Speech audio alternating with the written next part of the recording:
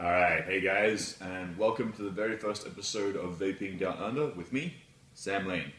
Just a quick overview of the things I'll be going over on my channel while we're here. I'll be doing some trick tutorials, I'll be doing some reviews on e-liquids and some mods and addies and stuff like that, and just generally covering all kinds of things vape related. To start off my channel, I'm going to be doing a 3-part series on how to blow O's. The first part will be covering the cough method, which is the primary method you'll be using to do most O-type things. The second method is the tongue method, which is still very useful in tricking. You'll use it to do stuff like ghost O's and forced lassos. And then in the third part, we'll be covering the tapping method known as cheerios. Before we get into it, we'll do a few quick tips. The first one being you do not need an awesome mod. You can pretty much get away with any decent kind of mod. A disposable will work. I personally have a little 50 watt Amigo. It's an FP50 if you're looking into it. It definitely does the job. If you are starting out now and you already have a decent high powered mod, basically anything over 100 watts or even over 70 watts really, I would suggest turning it down. You don't necessarily need a ton of power to learn how to blow O's, and it's probably better if you don't have a ton of vapor when you're doing it, because early on, holding that much vapor in your throat with from a large high-powered mod, you're probably just going to choke, and that's not going to help you at all. Another thing is it is beneficial to trick with a high VG liquid. Now, you can trick with virtually any kind of e-liquid. I would recommend anything between an 80-20 to just a straight VG. Early on, I even tricked with just pure VG, no flavorings, no nicotine, as that stuff is pretty thick and especially good for lower powered mods. And then when you get better at it, it's going to be better to blow out thicker, bigger O's, make them more solid.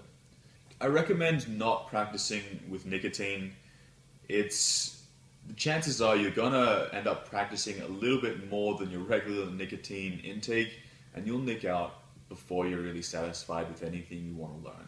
Of course, you can practice a little bit with nicotine here and there. It's up to your personal preference, but I would recommend getting a 0 milligram. So the very last thing we want to have a quick tip before we get into the main bulk of the techniques is small O's and big O's. A lot of people early on when they're learning how to do O's, myself included, didn't really think about the size of said O's, just trying to get them. Now that's a mistake, because when you're early on trying to blow O's, the cough isn't going to be familiar to you. It's going to be a new thing, and if you're blowing smaller O's, it will essentially be easier. Both easier to learn how and easier on your throat. We will cover both small O's and big O's in this video, but I would recommend get your small O's down first and then move on to your bigger O's as you go, and that should help strengthen your throat as you go without overdoing it too much. Alright, so the main event now, the big thing you're all here to learn how, the main techniques in blowing O's. Now for small O's and big O's, pretty much all of the techniques are the same. It's just a matter of your mouth shape and lip coverage. So with the small O's, what we're going to start off with, of course, is you want to make a small O shape with your mouth, obviously.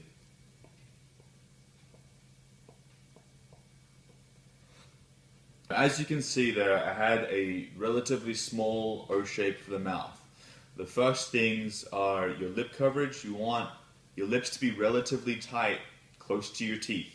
They don't have to be like sucking in over your teeth, but like I've seen a lot of people online trying to learn how to blow O's, and even in person, and they'll stick their lips out, kind of like a weird O-shaped duck face thing, you know? I don't know, I don't do it. But don't do that. Please don't do that. It's not, you can get O's like that, yes. They will pop out, but you're not going to get strong O's. You're not going to be able to do anything with them.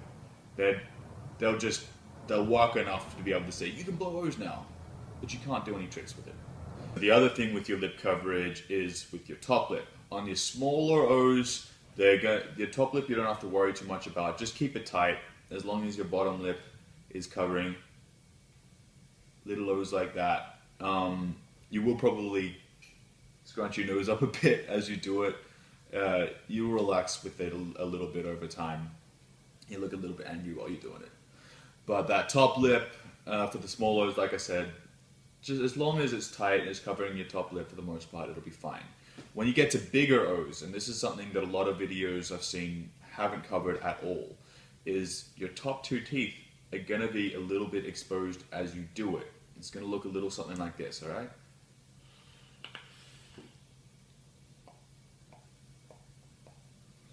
Now you can see wide open mouth and just a little bit of teeth sticking out at the top. So don't worry too much about the lips covering all of your teeth, just the bottom row. Top row, it will depend on the size of your O's and will naturally just work out over time. The next thing you want to focus on is air pressure.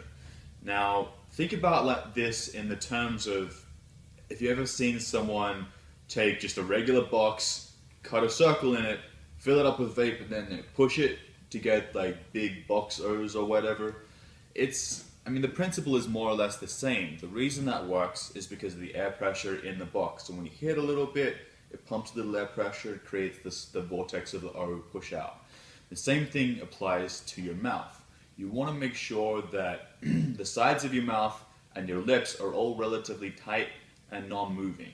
You don't want to have it too loose, and you want to have a relatively uniform shape to your whole mouth while you're doing the O's. If your jaw's moving like a little bit, that's not a big deal, but you don't really want it to move at all.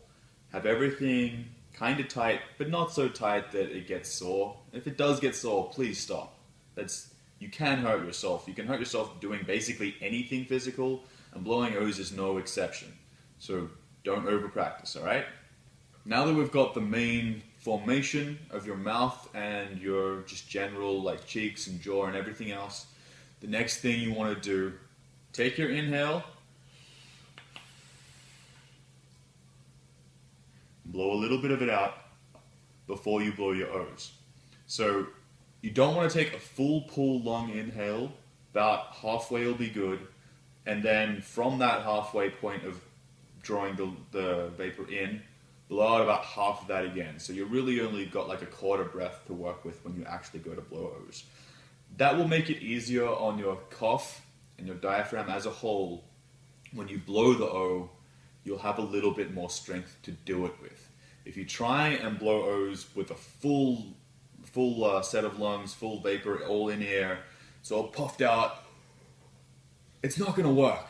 It takes too much strength to do that, especially early on. Yes, you can do it, but it is not the best way. So make sure you've got just a little bit of vapor in your lungs. I mean, you can do it with just a...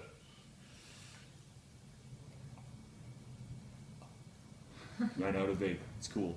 But you can see I barely took anything in there. And you still got a little bit of an O there. It's fine. I mean, that's how you get invisible jellies. I don't know if you've seen them, maybe on the Instagrams. But if you ever see someone and it looks like they're blowing a jellyfish out of nowhere, it's because they blew a small, thin O that you can't really see first, and then jellyfished it. And so it just goes to show you can blow O's with any amount. Don't have to have a large amount of vapor. So now that we've got our inhales and exhale information, you've got just a little bit of an exhale, you've got a little bit of vapor in your lungs, not too much, obviously. Now is the cough. Now the cough is the primary method for most O blowing. It'll get you the strongest O's. You know, you want to shoot them across the room, you can basically do that. That's how you get that. It'll take time to develop a strong one, yes, but this is the method, okay? So, it's basically just, in here, there's a soft little cough. If you over cough, it's just going to come out as a puff of vapor. It's not going to be useful for anything. So, it's really soft cough. You should be able to hear it too. You can hear it a little bit louder from a second person perspective. So if you're filming yourself or you're hanging out with people, they should be able to hear the cough better than you can. If you watch some of the really good trickers, guys like Pete Snoops, you'll hear when he coughs, he's got a loud kind of cough. That comes from practice, like a lot of practice. When you first start, it won't be that loud, it won't be that strong. Don't try and imitate the guys who are really good early on because they've been doing it for a while and their muscles are used to it. So, quick demonstration.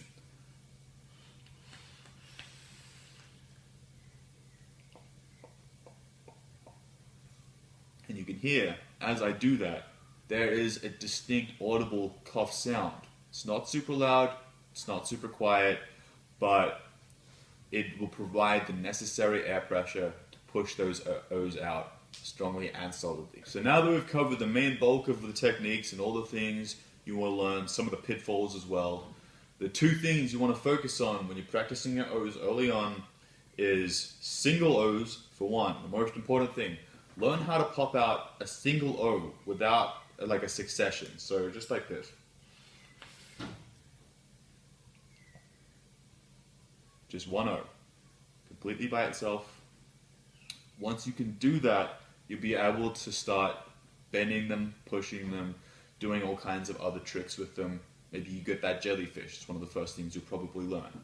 The other thing is you want to practice spams.